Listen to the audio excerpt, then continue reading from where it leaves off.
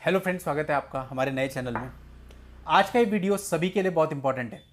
Husband, wife, बल्कि सब। वो बात अलग है, किसी की गलती ज़्यादा हो सकती है, किसी की कम हो सकती है। और अगली बात इसमें यह है कि लोग आजकल महत्वाकांक्षी बहुत ज़्यादा हैं। और दोस्तों, तीसरी बात यह है कि हर एक आदमी आजकल लग्जरी जीना चाहता है। अब ईश्वर ने सबको एक जैसा तो बनाया नहीं। किसी की पॉकेट में 10 रखे, किसी की पॉकेट में 100 रखे, किसी की पॉकेट में 1000, किसी की पॉकेट में लाख। तो जाहिर सी बात है, सबकी कैपेसिटी अलग अलग है। अब मेरी जो कैपेसिटी है उसमें अगर मैं खुश रहूँगा फिर तो बड़ा अच्छा है।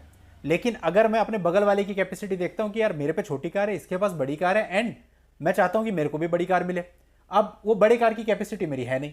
अब उस बड़ी कार को पाने के लिए फिर मैं गलत काम करता हूं। मैं अपने प्रोफेशन में गलत काम करने लगता हूं, मैं अपने बिजनेस में, अपनी नौकरी में गलत काम करने लगता हूं, रिश्वत लेने लगता हूं। या फिर मैं अगर कोई लेडी हूं तो मैं सोचती हूं कि यार उसके पास ज़्यादा पैसा है तो उसके साथ मैं किसी तरह से सेट हो जाऊं, तो मैं भी पैसे वाली बन जाऊंगी और मेरे को भी बहुत सारी लग्जरी मिल जाएगी। ऐसा एक केस भी मेरे पास आया दोस्तों अभी हाल ही में, जिसमें जो लड़की थी उसने अपने पति को छोड़ा, जबकि लव मैरिज थी। पति ने इतना उसके लिए किया जितना कहा नहीं जा सकता। उसके बाद वो किसी और के साथ अफेयर में आ गई, जो कि बहुत ही रिच पर्सन है, और उसको 5 स्टार होटल में ले जाता है। अब देखो यहाँ होता क्या है, इनिशियली आपकी लव मैरिज है तो जाहिर सी बात है आपके बीच में कुछ तो फीलिंग रही होंगी कि आप में लव भी हुआ और फिर मैरिज भी हुई। अब जब इतना सब कुछ हो गया, इसके बाद दोस्तों आपको हमेशा अपने पार्टनर को प्यार देना। देखिए, जिससे भी हम प्यार करते हैं ना, उसके ऊपर कभी हम उंगली नहीं उठाते, चिल्लाते नहीं। और अगर हो जाए ऐसा तो उसके 2 मिनट बाद ही जाके उसको मना लेते हैं और चीजें खत्म हो जाती है। अब इसका देखो एक ही सॉल्यूशन है कि अगर आपका इंटरेस्ट पैसे में या लग्जरी लाइफ में है तो शादी करने से पहले ही आप ऐसा बंदा अपने लिए ढूंढो जो आपको उतनी लग्जरी दे सके। एक मामला आया, मामला नहीं सॉरी, कमेंट आया था अभी 2-4 दिन पहले, जिसमें मैंने देखा, सर आपने तो मेरी स्टोरी सुना दी, मेरी वाइफ ने भी ऐसे ही किया। पहली नाइट थी और पहली नाइट पे जब हम रिलेशनशिप बनाने लगे तो बोली आपका तो साइज बहुत छोटा है, और मेरे को बहुत सारी धमकियां देने लगी, रिलेशनशिप बनाने से मना कर दिया, और अगले दिन से मेरे बारे में दुनिया भर के र्यूमर फैला दिए, तो कुछ कर नहीं सकता, ये ऐसा है, ऐसा है, ऐसा है, फैला दिए। और एक बार भी रिलेशन नहीं बना। सोचिए दोस्तों उस लड़की की एक्सपेक्टेशन क्या होगी और कितनी गंदी मानसिकता होगी। ये इन्हीं चीप चीजों में फंस करके हमारे रिलेशनशिप खराब हो रहे हैं, और इन सब चीजों का कोई मतलब नहीं है। शादी मतलब शादी का मतलब क्या है इन लोगों को यही नहीं पता। आप जाकर के अपने पेरेंट्स से पूछो, क्या जो चीज आप देख रहे हो, जिस आधार पे आप अपने पति से अपना रिश्ता तोड़ रहे हो, क्या पुरानी किसी भी लेडीज ने कभी ऐसा किया? कभी नहीं। क्योंकि उन लोगों को रिश्तों की कदर होती थी। और आज की जनरेशन जो कि पूरे दिन बैठ के सोशल मीडिया पर गलत चीजें देखती है और फिर इमेजिन करती है कि ये चीजें प्रैक्टिकल उनकी लाइफ में वैसे ही हो, जो कि हो नहीं सकती। फेसबुक, इंस्टाग्राम, इन सब चीज़ों पे हमें लग्जरी दिखाई देती है कि लोग कैसे अपना जीवन जी रहे हैं, बड़े बड़े बीच पे जा रहे हैं, यहाँ जा रहे हैं, 5 स्टार होटल में घूम रहे हैं। अरे मैं तो 3 स्टार में ठहरती हूँ या ठहरता हूँ, मुझे भी ऐसा करना है। ये चीज़ें ना आप लोग को ख़त्म कर रही है पूरे तरीके से। सेटिस्फेक्शन नहीं है तो कुछ नहीं हो सकता भाई। आज आप 50,000 कमा रहे हो, कल एक मिल जाएगा, परसों 2 मिल जाएंगे, 3 मिल जाएंगे। और हमने तो ऐसे ऐसे देखे हैं जो 12-12 लाख रुपए पर मंथ कमा रहे हैं, इससे भी ज़्यादा, उसके बाद भी सेटिस्फाइड नहीं है। करोड़ों की प्रॉपर्टी पर ही है, फिर भी सेटिस्फाई नहीं है। फिर भी हर दूसरे दिन उनके मन में प्लान बनता है कैसे इसको डबल करना है, और फिर उसमें लग जाते हैं, लाइफ खराब कर रहे हैं अपनी। तो यही है दोस्तों, पैसा खा तो नहीं सकते ना।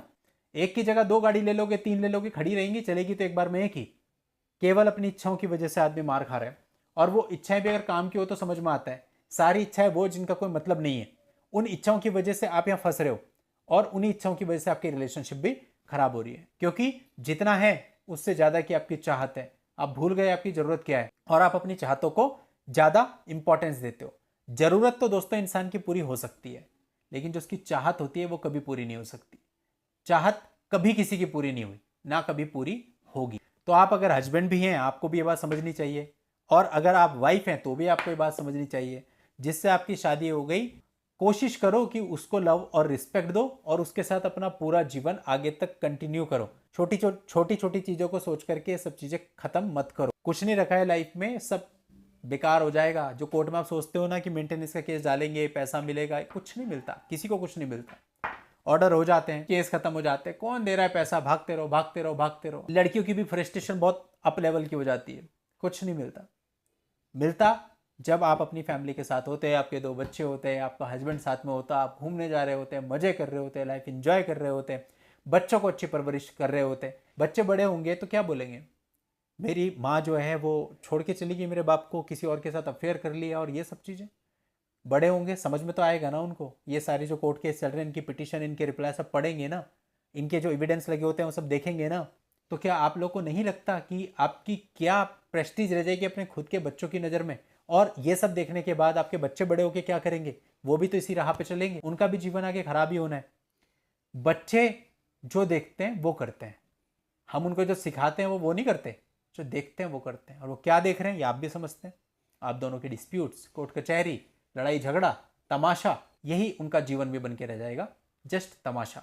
अभी आपके हाथ में अपने बच्चों के जीवन का तमाशा बनाना है या इस तमाशे को बंद करके अपना जीवन चलाना है। नहीं भी रहना साथ में मत रहो, ख़त्म कर लो ना। लेकिन इसको कोर्ट कचहरी जाना अच्छा लगता है क्या बार बार? अपनी मेहनत से कमाओ, अपनी मेहनत से खाओ। चाहे पति है चाहे पत्नी है, आजकल सब एजुकेटेड हैं, सब काम कर सकते हैं, कोई किसी पे निर्भर नहीं है। ठीक है, फिर भी एज अ राइट आपको जो मिल रहा है वो ले लो, उसके बाद अपनी लाइफ आगे स्टार्ट करो, अपने बच्चों के लिए जियो। हस्बैंड से लड़के क्या मिलेगा और हस्बैंड को भी वाइफ से लड़के क्या मिलेगा? मतलब बहुत शर्मिंदगी की बात है फैमिली कोर्ट में खड़ा होना।